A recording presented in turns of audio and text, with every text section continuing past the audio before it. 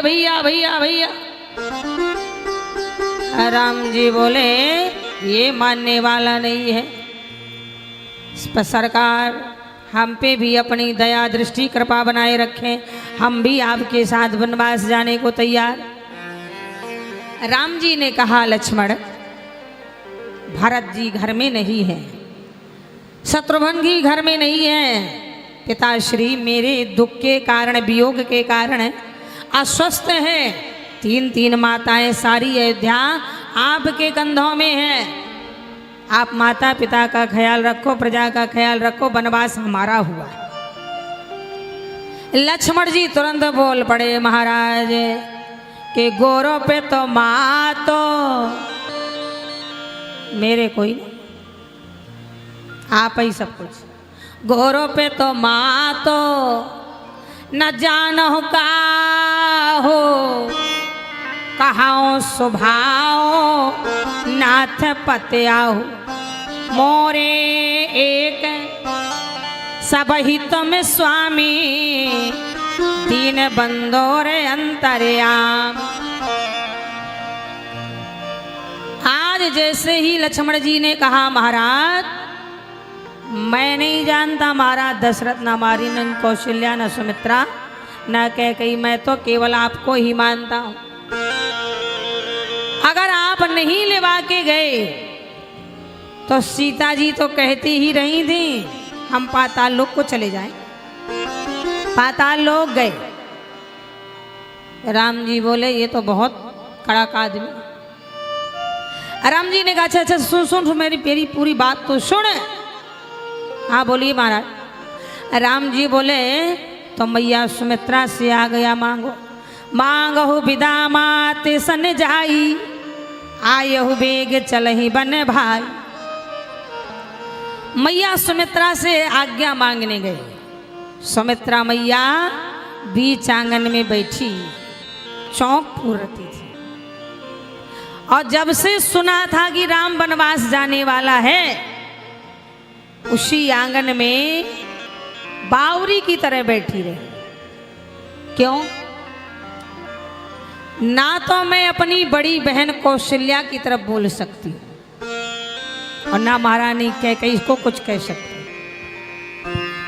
मेरा तो कोई अस्तित्व ही नहीं है ना महाराज दशरथ को समझा सकती हूँ और ना राम से कह सकती हूँ कि राम तू बनना जा।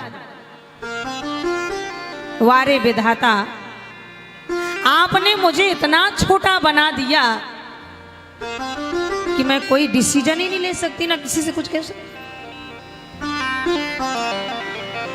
अश्रु बहा रही है बस। भगवान से कह रही प्रभु वाकई में तू परमात्मा है। इतने में लक्ष्मण जी पहुंचे। मैया मुझे आज्ञा दे, मैं वनवास जा रहा हूं। सुमित्रा जी बोली तेरा दिमाग खराब है, दिमाग खराब, तू वनवास मत जा। लक्ष्मण जी का मुंह सूख गया, पसीना आ गया। अब मैया आप क्या कह रही हो? आप ही ने तो कहा था कि ता तो तुम्हारा मात भाई दे ही पिता राम सब भाषण ही, और आप ही कह रही हो कि तू वनवास मत जा। सुमित्रा जी ने कहा लक्ष्मण तू फेल हो गया, मैं इसीलिए कह रही तू वनवास मत जा। क्यों मेरे कुल में कलंक लगाएगा, कोक काली करेगा? समझा नहीं? सुमित्रा बोली लक्ष्मण तू फेल हो गया है। अगर वाकई में तू राम को पिता मानता था, सीता को माता मानता था, तो तू मुझसे आज्ञा ही लेने क्यों आया? हो गया ना फेल, तू मत जा, रह जा यहीं, छुप जा अपने मां के आंचल में। लक्ष्मण जी कांप गए। कितनी त्यागमयी मेरी मां है। पांव पकड़ लिए, मैया कोई रास्ता? सुमित्रा जी ने कहा ठीक है जा,